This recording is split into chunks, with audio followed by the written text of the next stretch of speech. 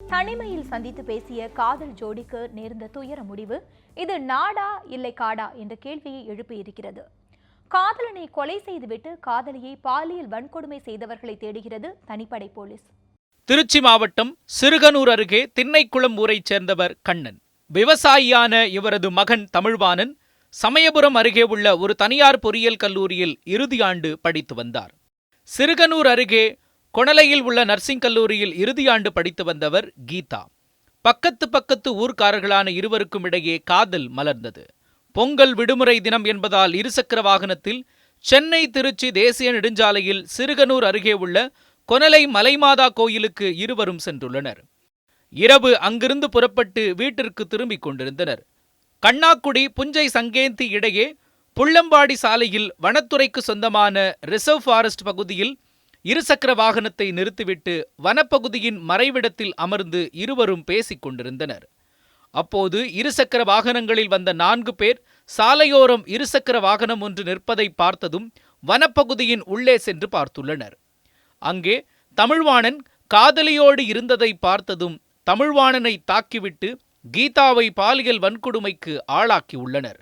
அதிர்ச்சி அடைந்த தமிழ்வாணன் போராடி தடுக்க முயன்றார். ஆனால் 4 பேரும் தமிழ்வாணனை கத்தியால் சரமாரியாக குத்தியுள்ளனர். இதில் தமிழ்வாணன் இரத்த வெள்ளத்தில் சரிய கீதாவை 4 பேரும் பாலியல் வன்கொடுமை செய்துள்ளனர்.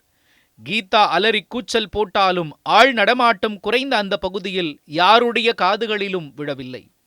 கீதாவை சிதைத்த 4 பேரும் அங்கிருந்து தப்பிச் செல்ல தனது செல்போன் மூலம் 108 ஆம்புலன்ஸுக்கும் பெற்றோருக்கும் தகவல் கொடுத்துள்ளார் கீதா.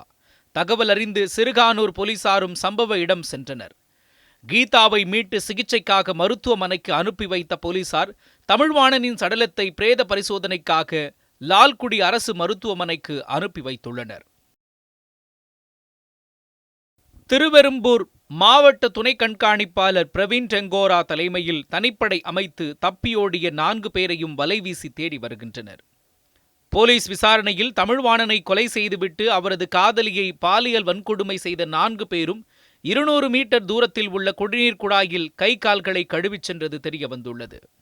மேலும் அதே பகுதியைச் சேர்ந்த இன்னொருவரும் கீதாவை ஒருதலையாக காதலித்து வந்துள்ளார்.